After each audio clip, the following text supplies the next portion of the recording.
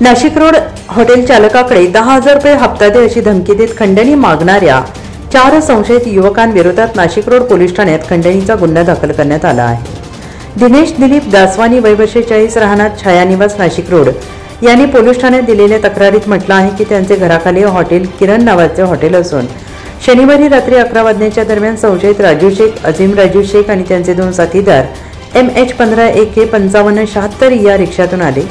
धारदार शस्त्र दाखवी शिवीगाळ करत गोंधळ घातला। अजीम शेख याने आम्ही रेल्वे स्टेशनचे भाई आहोत, तुला व्यवसाय करायचा असेल तर आम्हाला महिन्याला 10,000 रुपये हप्ता द्यावा लागेल असा दम भरला। दरम्यान यावेळी अनेक नागरिक जमा झाल्याने शेख आणि त्यांच्या साथीदारांनी रिक्षा सोडून पळ काढला। जाता जाता तुम्हाला पुढच्या वेळेस मारून टाकेन, सोडणार नाही असा दम दिला।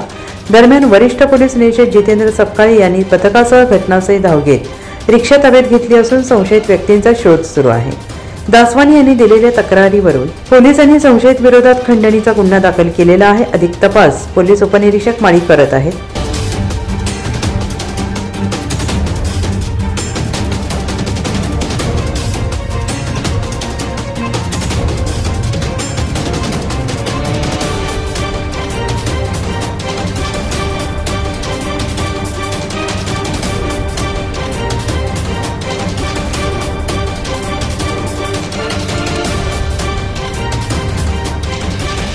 NCN न्यूजसाठी जितेंद्र नरवाडे, नाशिक रोड।